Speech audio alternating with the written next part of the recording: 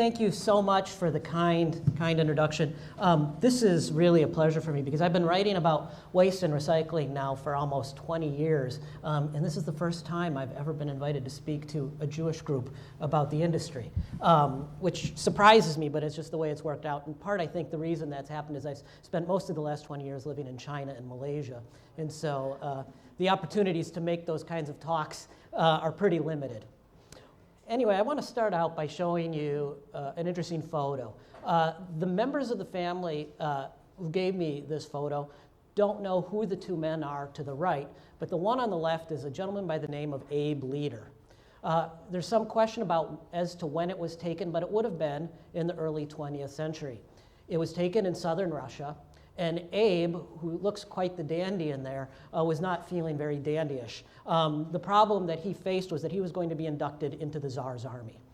He's Jewish, and so I think many people in this room know what that means. It wasn't going to turn out real well for Abe. So, like many people, many Russian Jews from the south of Russia at the time, he decided to go to the United States, leaving behind a family in Russia, which haunted him for the rest of his life. He took an unusual route. I'm told family lore says that he wanted to go to New York and be a vaudevillian. He wanted to get into show business. But somehow or another, he ended up on a boat to Galveston, Texas. And the opportunity to go into vaudeville in Texas was very limited. So without any English language skills, very little education, no skills that anybody knows of, he did what you do in that situation, going to an emerging market, a developing country, and that is he began scrapping on the streets of Galveston, Texas. He was literally a rag picker. Picking up rags, delivering them to the rag factory where they would have been chopped up or made into rags for industrial facilities. And at some point, he made his way up to Minneapolis and began carrying metal around instead of just rags. And this is a very familiar route into the scrap business. I think if you go into the wonderful exhibit next door, you will see plenty of people doing that. Now, I've asked around, and there aren't any photos of Abe doing Abe's thing back in the early 20th century, but it's pretty easy to imagine because all you need to do is go to an emerging market today, like China. This was taken in Shanghai a few years ago by me, and I imagine that on a really good day, and this, if you know the scrap business, this would have been a really good day because that's a lot of aluminum window frames coming out of somewhere. Abe had something like this, only instead of it being on a bicycle, at least in his early days in Minneapolis, he might have been carrying it around in a horse-drawn carriage. Or on really bad days, it might have looked like this. And this was taken in Beijing a few years ago. And this is a family, and we'll come back to these folks in a little bit. But what they would do is, this is essentially rag picking, only they were picking recycling bins in Beijing. And you can see they're separating out the plastics from the paper from the trash. It's hard work, but it's what immigrants have been doing in industrial economies for some 200 years since the Industrial Revolution. Now let's jump to China, another scrap story. The man in the blue shirt is a fellow by the name of Raymond Lee, and this is taken in a very poor part of Guangdong Province. If you have never heard of Guangdong, you certainly own things from Guangdong. Guangdong is in southern China, and it is the place we all think of as the factory, the work floor to the world. It's where all the manufacturing moved over the last 30 years. Raymond grew up as poor as you could grow up in southern China. He got somewhat lucky. He had a minimal education, and he got himself a job working in a chemical and paint factory. And he could have stayed there for his entire life, but he was an ambitious guy, and his wife, who is on his right, Yao Ye, had a family in the scrap business. They were recyclers. And recycling in southern China in the 1990s, when Raymond decided to go into the family business, was quite different than what it is today. Back then, the Chinese people weren't generating much scrap on their own. It was an emerging economy. If you're a poor country, you don't throw away much stuff. You keep everything. So China was starting to import vast amounts of recyclables from around the world, with the United States being the #1 customer.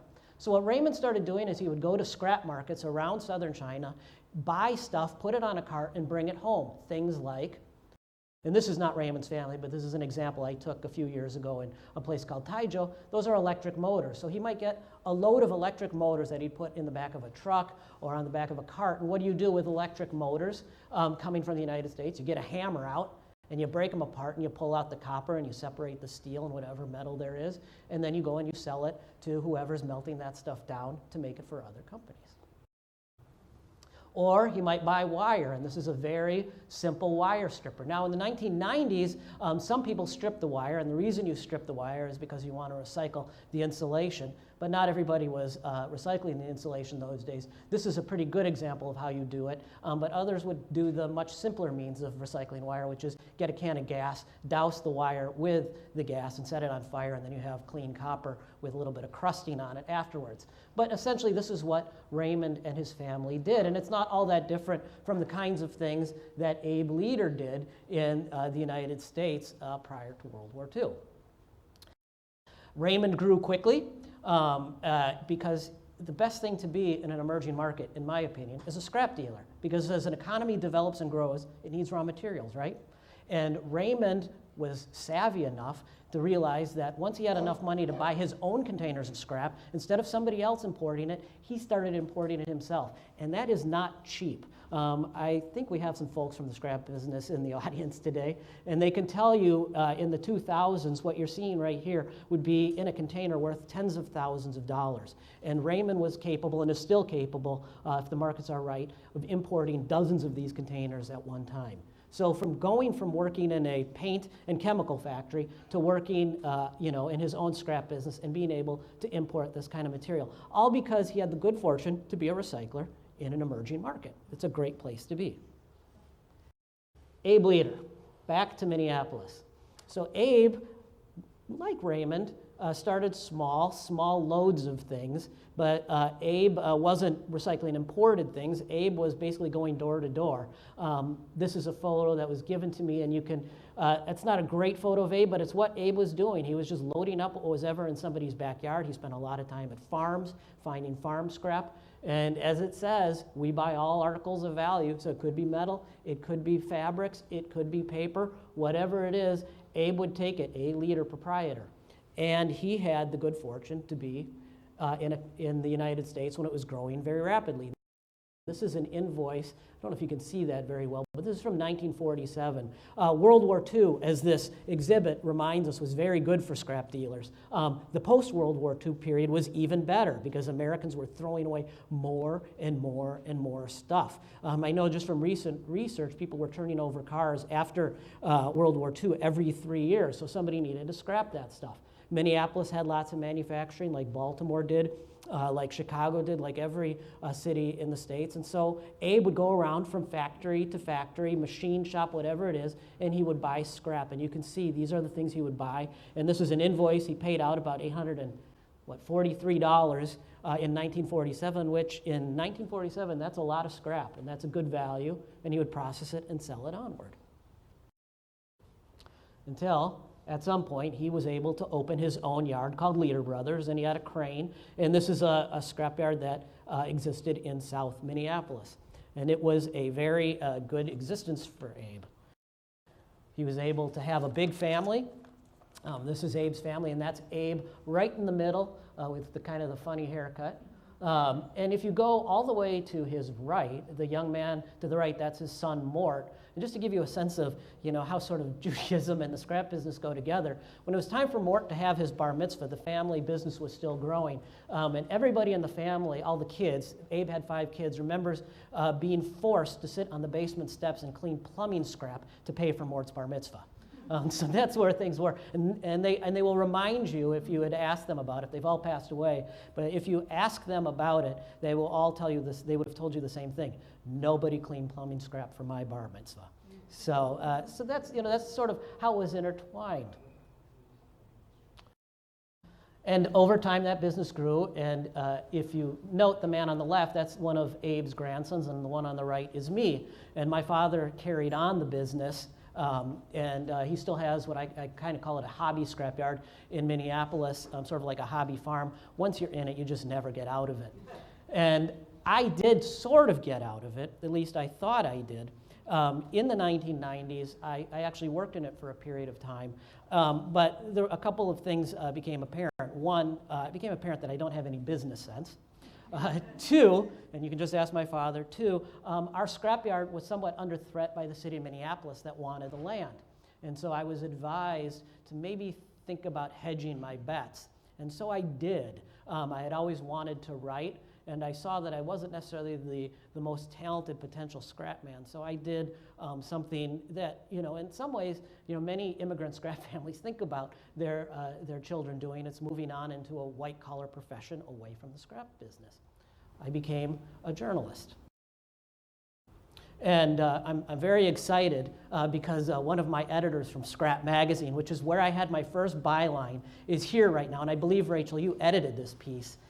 You did. And this is from the mid-2000s. Scrap did me the great honor of basically sending me around the world. Now, Scrap Magazine is owned by the Institute of Scrap Recycling Industries, which is the trade association that in part helped out with this wonderful exhibit we have over here. I wrote for Scrap the first time in 2001. And in 2002, I had my first international assignment from Scrap.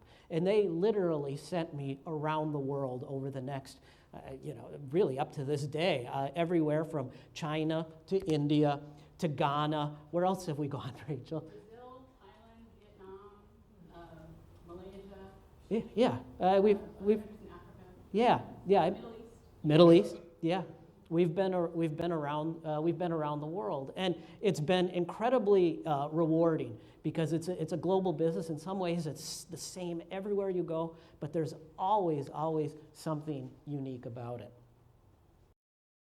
One of my favorite moments in following the scrap business around is making discoveries that were new to me. This was a discovery I made, and it's not new to people in the scrap business here, I think, but it was certainly new to me. This was North Carolina in 2001, and this is a big pile of Christmas tree lights at the Jewish Museum. And apparently Christmas tree lights are something that's recycled all over the United States. My family had never done Christmas tree wire. I bet there are people in the room who did and who do. But it had never occurred to me that these things actually get accumulated and then must be recycled. And the person who took me there, I said, this is going to be great for my new book. Where do I go to find these and where they're recycled? And he says, well, you have to go to China and meet my friend, Raymond. And this is how I met Raymond. And Raymond is not in this picture, but Raymond, actually Raymond is right here because he generally doesn't like to be photographed. But this is his family and a couple of his friends thrown in. And I traveled to the town where Raymond has his Christmas tree lights recycling factory for the first book. And before somebody lets you see their Christmas tree lights recycling factory in China, or for that matter, their auto shredder or even their wire stripping, they're going to take you out to eat, And they're going to, see if you're good company, if you're worth talking to. They're going to want to have a few drinks with you. And then after all that, maybe then they will take you to see their Christmas tree light recycling factory.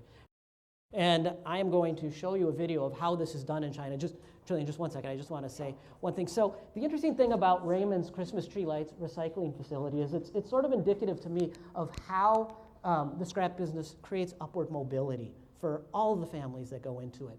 So Raymond started very small. He became very wealthy, and he'll be happy to tell you he's very wealthy. But the great thing about it is Raymond then, once the family's wealthy enough, he started paying for education for everybody in the family.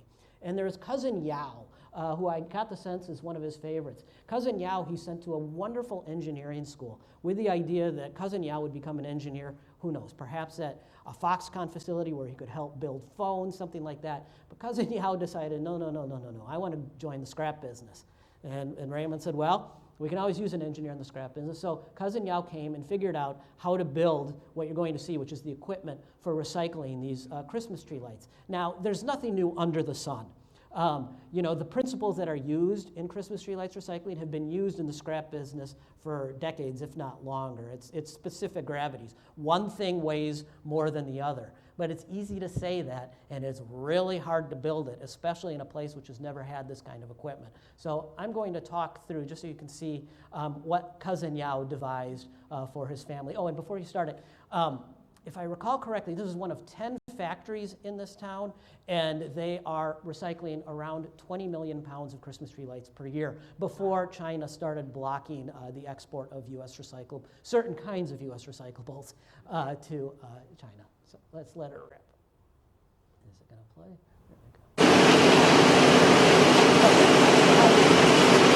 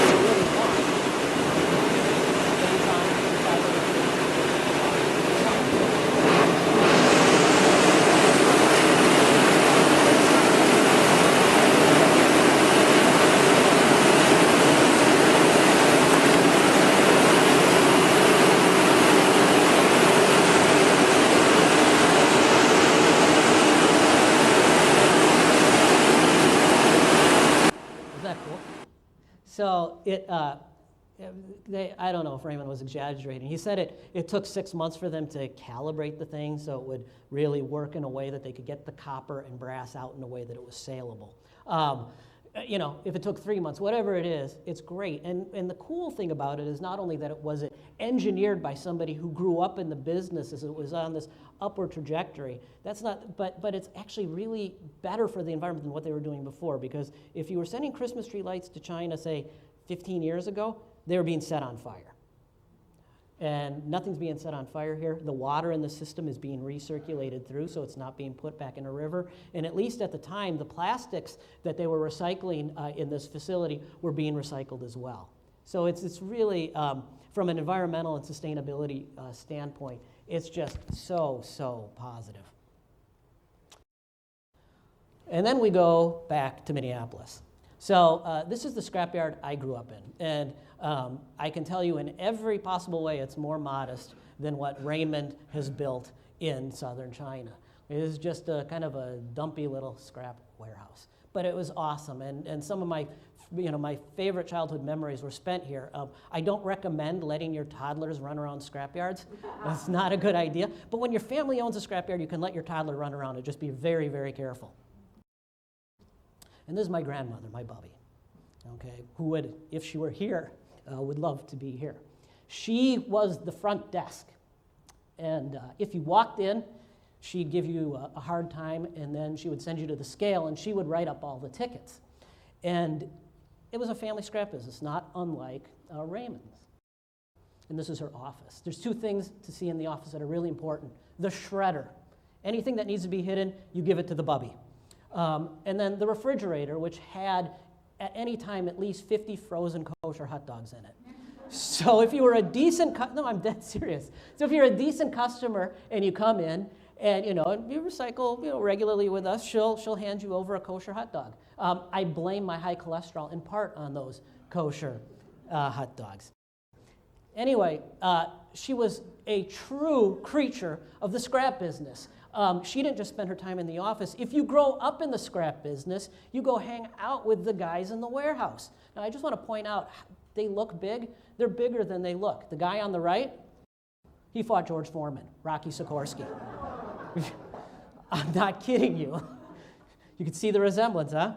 So it's an outsider business, and when boxing didn't work out, Rocky came and worked for us. And then that's Herman, who didn't box, but Herman, I think, is actually bigger than Rocky. So yeah, and you can see the fight didn't last long, but I haven't fought George Foreman. I don't know about anybody in here. So I give Rocky all the credit in the world.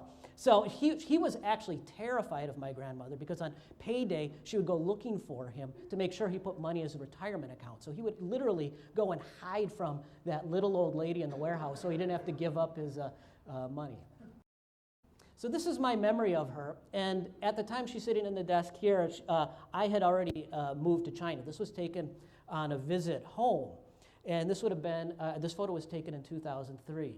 And I used to call her pretty much every day from China.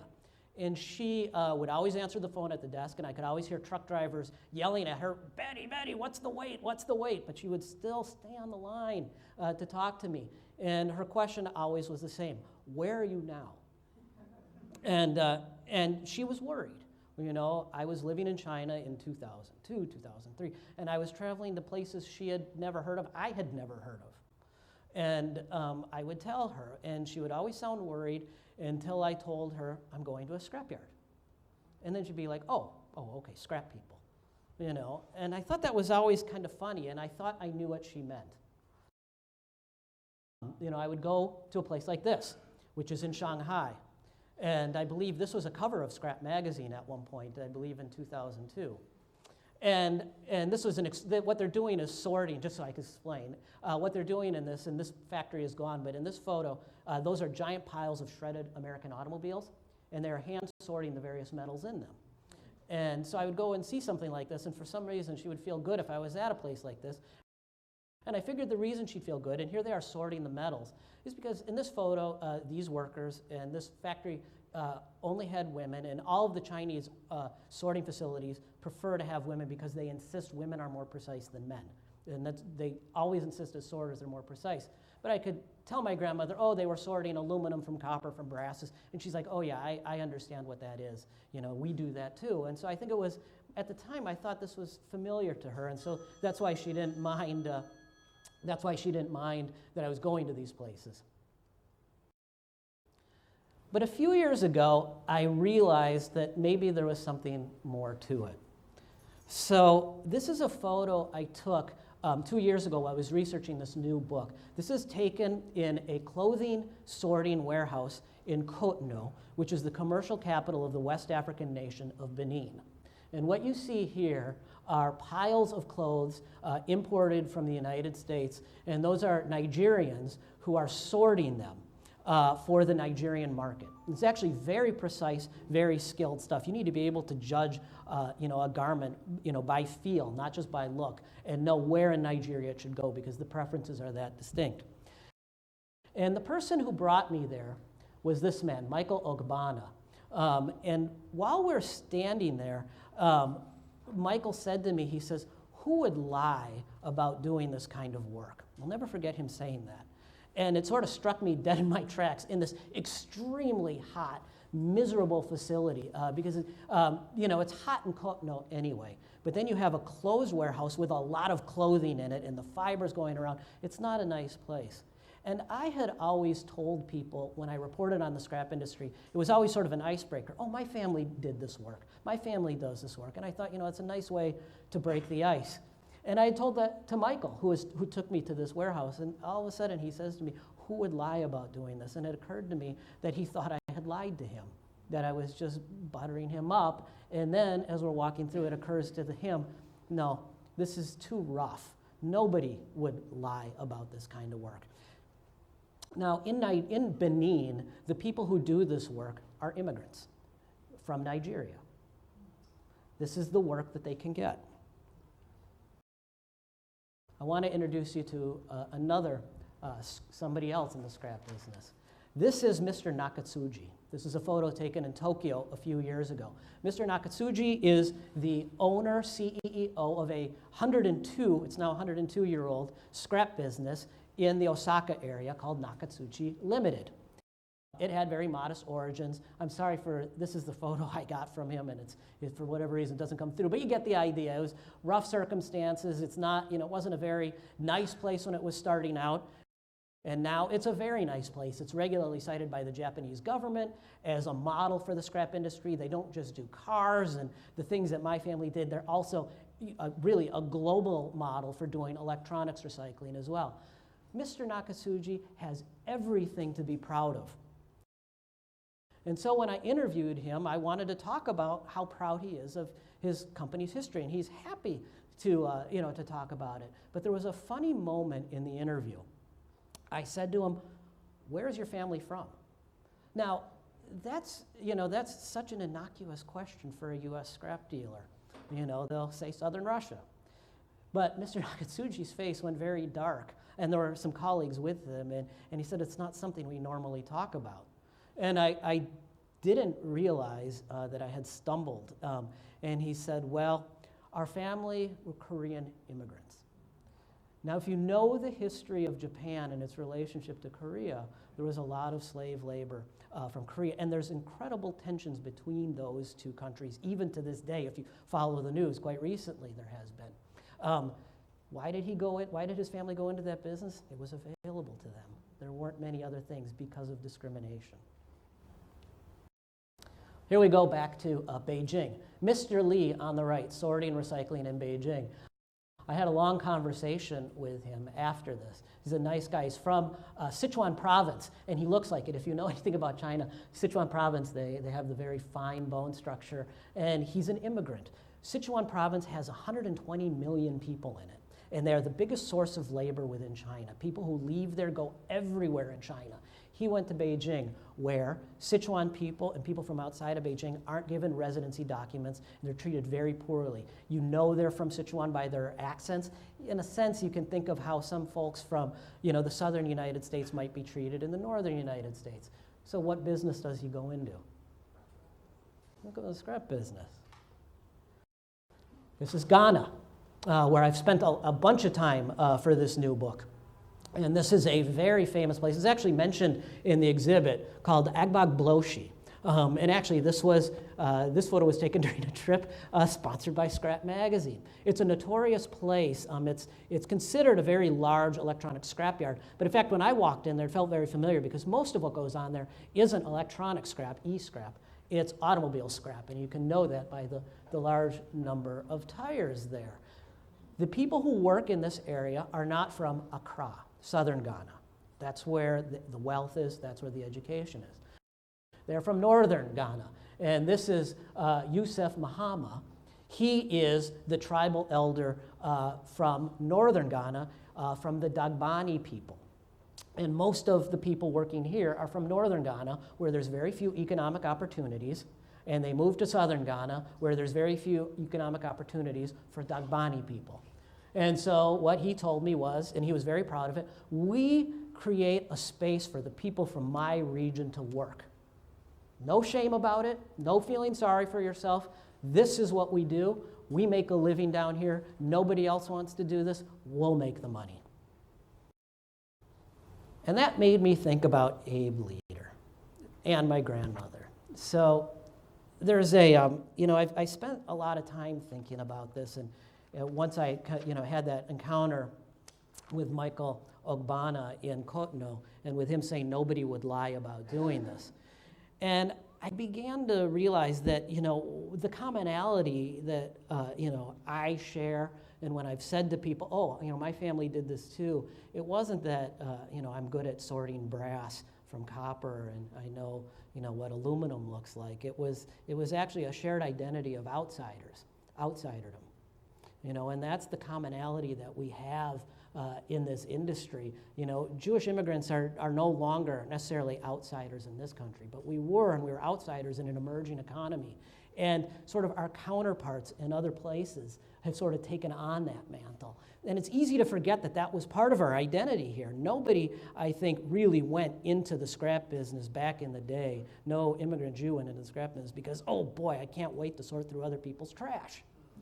I don't think so. Just as nobody does it in Nigeria or Benin or China, you do it because you have to do it. And at some point, you create a business you want to join, like Cousin Yao. But you start out as outsiders.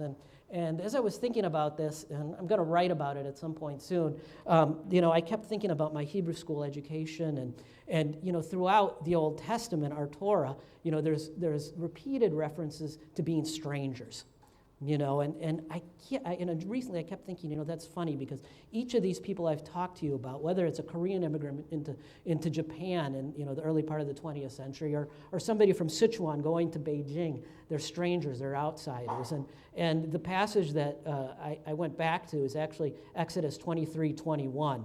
And a stranger thou shalt not oppress, for ye know the heart of a stranger, seeing you were strangers in the land of Egypt.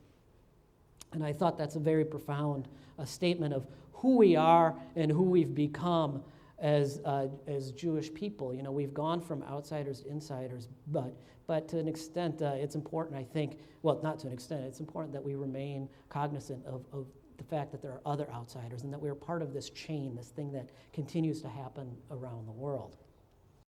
And so this is my grandmother in her basement with her junk and her treasures.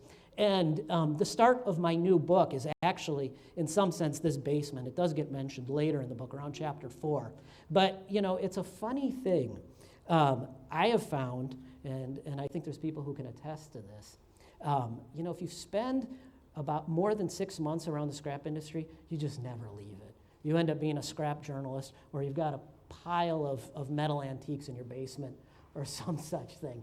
And I keep going back to the fact that I'm attracted to these people who collect like this, and the strangers and the outsiders. And so this new book really started from thinking about the things that she accumulated in her basement and who gets them and who wants them. And that led me to this. This is a place called the Tanguy Canoas, which is it's a flea market, basically, just over the border from Arizona in Nogales, Mexico.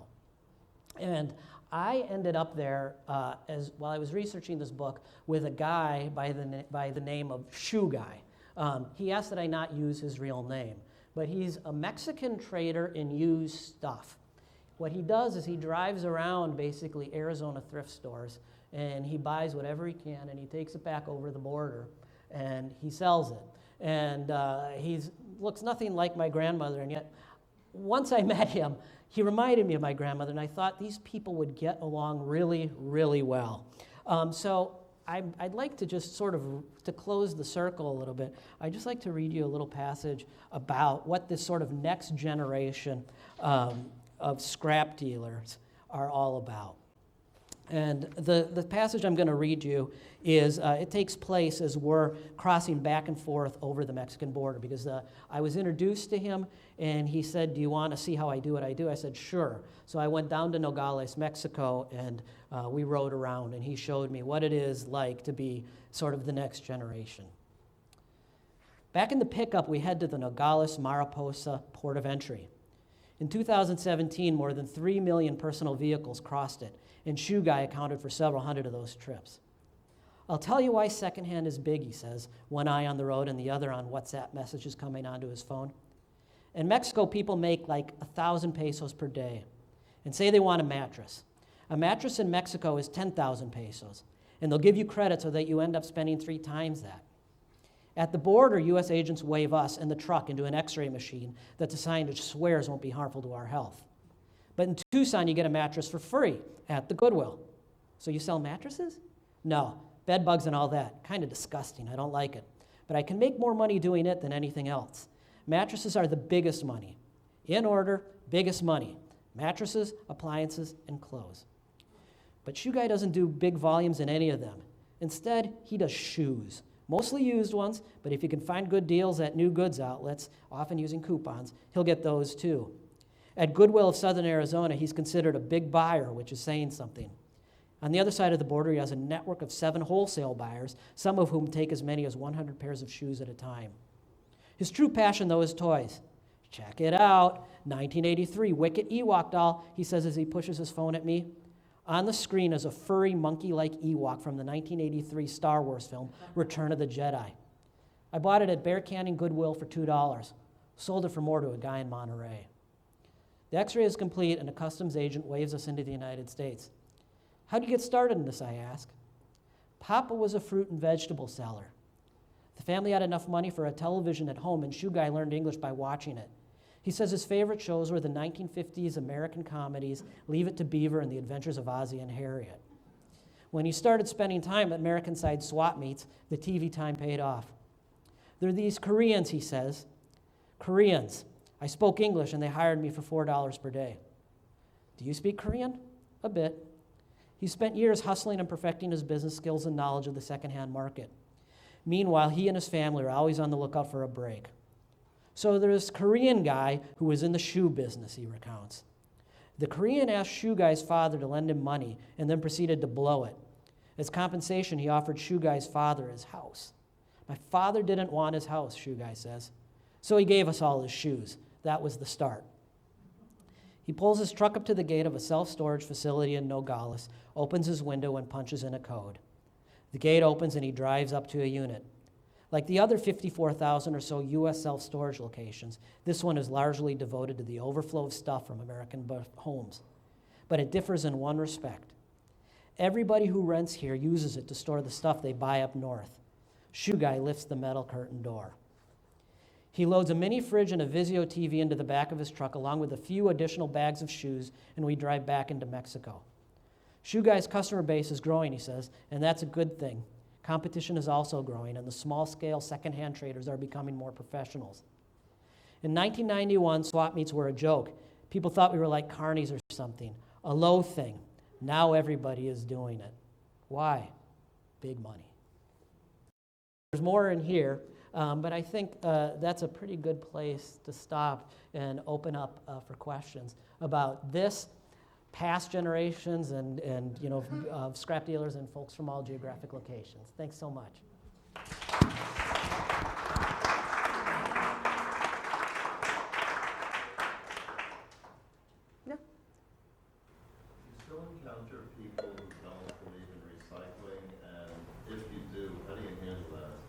The question is, I'm going to repeat the question because we're recording today. Do I still encounter people who don't believe in recycling, and how do I handle it? Yes, I do, mostly in wealthy nations where they tell me that, it doesn't actually get recycled, it all gets tossed into the landfill. The interesting thing is that I never hear that in emerging markets. I live in Malaysia, I've lived in China, I travel the world. In emerging markets, everybody knows it's worth something, even when the value is down. But in the United States, say, people tend to think of it and advertise it mostly in environmental terms, and because of that, it becomes sort of a polarized discussion.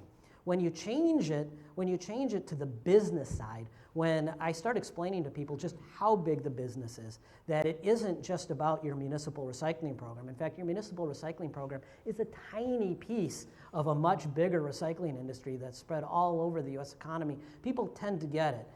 I think they understand better, especially people who, for whatever reason, oppose recycling, and there are people who actively oppose it in principle. But when you explain to them that there's a free market economy behind this, that it's a vector for entrepreneurship, and here are the numbers, they tend to get that. Yeah. During the 30s, the Japanese bought up from the scrap industry a lot of metal, which they returned to us in the form of Zeros and battleships. Yeah. Is there anyone who monitors these conversions? So right. we know what happens to the metal Mm-hmm. and stuff that we sell? Sure. So the question is, the gentleman points out that in the 1930s, the United States sold large volumes of scrap, very large volumes of scrap to Japan, much of which went into the Japanese war effort, which was then redirected at the United States. It was also sold to Germany as well, though it got cut off before it got cut off to Japan. And then he asked if anybody monitors where it's going and how it's being used. The answer to that question, without going into the specifics of the Japanese situation, is yes. There's very good trade data, global trade data, on the flow of recyclables around the world, where it's going, and to some extent on how it's being used. Depends on the country, but the actual trade data, where it's going, and is very good. By the way, my dining room table looks like your grandmother's. Oh, great. Well, there you go. Yes, ma'am. A couple of years ago, within the recycling system, we were told that China has stopped accepting any kind of recycling that we're doing, and so what's happened? Where is it going? Why did they stop? Sure. So the question was about, in 2018, China announced some very serious restrictions on the import of recycling from not just the United States, but from around the world. Sometimes that's been misinterpreted as a ban on recyclables, specifically from the United States. That's not the case. There's still large amounts of recycling flowing from the United States into China, but some very key types of recycling were restricted, especially plastics. So what's happened to that material since then? Well, that's a very complicated question. Some of it doesn't have a home. Some of it, especially the plastics, the cheaper mixed plastics, some of it is ending up being landfilled or even incinerated, depending on what the options are in a specific city. But the amazing thing about the global scrap market is that if scrap and recycling is a commodity. And if the price of a commodity falls, somewhere somebody is going to say, hey, there's cheap raw materials available. And so we do see some of the global trade flows reconfiguring, some of it going to Southeast Asia.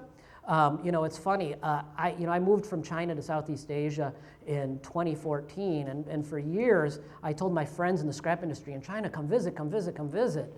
And they never came to visit until after January 2018. And then all of a sudden, people started calling me up and say, hey, we're down here setting up businesses. Let's have dinner, which was great. I hadn't seen them in a while. But the hard truth is, at least for right now, there's no single market that can replace China. And so the price of recycling and the incentives to recycle have been reduced a little bit. But, as I tell people in talks where I actually talk about scrap markets, this isn't the first time that the global scrap industry has seen a downturn. You know, and it won't be the last time. And the industry will adjust and things will change and it will be lucrative in different ways. And people who are saying this is the end of recycling will hope that we all forgot that they said that. Yeah. Yes, ma'am. Hi, so there was a presentation at Towson University about how e-cycling from Israel is being e-cycled by the Palestinians because they need jobs. Have you done any reporting on that? Hi, so the question is about e-cycling in the territories, basically. I think it was the New York Times did a story on this at one point, and it was led by an academic. That basically electronic waste, basically old computers, phones from Israel, are moving into Gaza specifically for recycling, and it hasn't been done in a very safe process. I don't know that much about it beyond what I saw in the New York Times, but I certainly believe that that there's recycling. I know there's recycling moving into Gaza, and some of that recycling isn't being done in a particularly environmentally sound way. But I also know that Israeli electronics, large volumes of it actually flow into Africa, where a lot of that material is reused. So say an old smartphone, you know, in Israel, an old smartphone in Israel is going to be like an old smartphone here. It's probably 3 years old, and you know, Israel's an affluent country, and people want a newer smartphone. So it'll flow into secondhand markets in places like Ghana, in places like Nairobi, and be reused, possibly be refurbished. The stuff that you might be seeing flowing into Gaza, and again, I'm not an expert on this, but I'm guessing is much older. But I don't have any firsthand knowledge of it. It's just what I've read. Are there any big companies that are involved in this e-cycling, moving goods from Israel like to other countries? I was actually asked if anybody's involved in Israel and moving these goods from Israel to emerging. I just don't know enough about the Israeli e-cycling industry to answer that question. Thank you. Yeah. Yes, ma'am. So my question is really more about the family business, and I apologize, I arrived a few minutes late, so you may have already said it Sure. at the beginning. Your Bubbe, is she still living? Oh, question about my Bubby. Is she still living? No, she passed away a few years ago. And so who took over for her? Well, you can never replace a scrap Bubby. You just can't. It's impossible. You know, so at that point, though, the business was downsized a little bit. My father is 78 right now, so but there's no replacing her. Yes, sir. With the U.S. having all kind of OSHA rules, what do these third world countries do with regard to that? Sure, sure. So the question is about sort of job safety and occupational safety health administration rules, whether there's similar things in emerging markets. The question is, depends where you are. You know, in the time I covered the Chinese trade really intently from 2002 to 2014, which was when I was really most involved in it, it went from there being almost no job safety protections. You know, it wasn't surprising to me to see people doing very dangerous things like stripping wires, breaking up motors without wearing any kind of eye protection, even wearing gloves, people barefoot in scrapyards, to by 2014 starting to see some basic precautions being taken. In other countries where it's, you know, where it's primarily small family-owned businesses, it's whatever the small family-owned business wants to do to protect its small family. And that's not always very much. But in my experience, as you move up the income ladder, you know, as the country becomes more affluent, and as labor becomes more expensive, you see companies investing in protecting that labor because you're training them, and you don't want to lose your employees to an eye injury from, say, a piece of copper, you know, snapping off a motor and landing in their eye. But certainly, you know, I haven't seen in emerging markets safety precautions taken like we would in developed countries. Yes, sir. You know, a question was asked earlier about China freezing importing scrap from Sure. the U.S. Another reason that they did that was similar to what you were just referring to. The type of scrap that they rejected was material that had a very low percentage of scrap, that cheap labor could pick out the scrap by hand. The rest of it went to their landfills. And they didn't want to continue to have a disproportionate amount of landfill material. Right. What the gentleman pointed out is one of the reasons that China restricted the import of American recyclables is that it had what's called a high level of contamination in some of it. Specifically, there were a lot of concerns around contamination with the plastics. And what that means is if you have, I don't know in Baltimore, is it a single sort? It is. So the idea... Single stream, sorry, I'm always thinking of sorting, I'm on that side of the business. Single stream, where you put all of your recyclables into one container, and then those recyclables are sorted out in facilities called MRFs. And that sort is not always perfect. And so you get degrees of contamination. So you may, in a simple term, you may see some food contamination, in with the plastic, or you may see some plastic in with the paper. And so China, really long before 2018, started looking at restricting and started restricting the contamination levels in 2012. And they would go through sort of these periods where we're going to enforce these rules on contamination very tightly, and then they would let go, and then enforce them very tightly and let go. And in 2018, they decided that's it. Now we're going to enforce them because we want to upgrade our manufacturing. If we have a bunch of contaminated recycling coming in, their thinking goes, then we can't upgrade our manufacturing. We're putting poor quality raw materials into our manufacturing chain. Yeah. Yes, can you please speak to the industry as it is today and how it's perhaps evolved by a consolidation and, we moved perhaps from a family-owned business or a peddler to maybe a large family, and to what extent are these dealers still warehousing or just buying and selling quantities of raw material? I'm just wondering what it looks like today. Sure. Well, the question is, just to address the question of the industry consolidating and moving away from the family-owned model to much bigger corporate models. One of the most interesting moments in researching my first book, Junkyard Planet, was I spent quite a bit of time going through the archives at ISRI, looking at the old trade magazines and seeing these family businesses and what happened with them. And as far back as the 1920s, you see family businesses and people in the pages of these trade magazines complaining the business is consolidating and the family scrap dealers are going away. And you'd have a period of that in the 20s and 30s, and then in the 60s, the family scrap dealers are going away. And yet the family scrap dealers still seem to persist, and it's something that goes on and seems to cycle through over and over the decades. The other thing that was interesting to me about that is just how few of these family scrap businesses persist over the long haul. I mean, the names you saw in the 1950s aren't there anymore. There's only a handful of them. That this business seems to regenerate constantly. Now, it's very much the case that you see consolidation, and I'm not going to bother people here with why, but I do believe that you're always going to have some element of family scrap businesses. I mean, if you go to Los Angeles and you look who's doing the collecting in Los Angeles, it's immigrant Hispanic families. It's no longer Jews, but the small family scrap businesses are now small family Hispanic scrap businesses. Are they able to compete with these big guys? It looks like they are. They're able to offer maybe a more personalized service. Maybe they're able to pay cash where the bigger companies can only pay by check. But if you're in the scrap business, that makes a big difference to a lot of people. So, what it will look like 10 years from now, I bet 10 years from now we're going to be talking about whether the industry is going to consolidate and family scrap businesses are going to go away. Yeah. So as certain materials get harder and harder to get hold of, whether through scarcity because of use or because of political means where countries are withholding selling to other countries, do you ever foresee a day where old school landfills from the 40s, 50s, 60s will become valuable real estate for mining?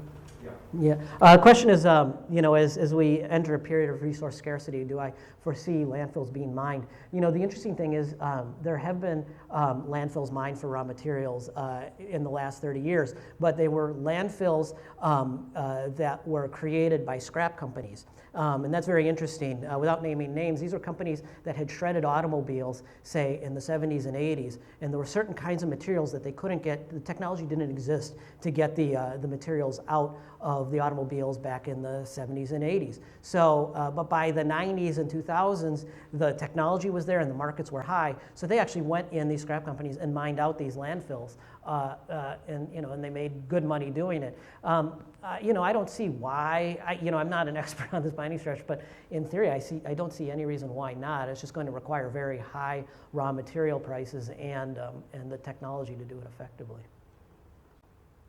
We have time for one more question. Yeah. Well, is there a relationship between the scrap dealers and municipal recycling and bulk trash? Does the city make effective use of those types? Right. Well, the scrap, it's interesting. Like your municipal recycling programs tend to be contracted to companies like Waste Management or Public Services, which are are also trash companies. They'll have their own landfills, whereas the scrap business tends to be separate from all of that. And again, in terms of the volume of recyclables in the United States, I mean, what's going into your household recycling bin is still a very small part of the overall whole. So, thank you.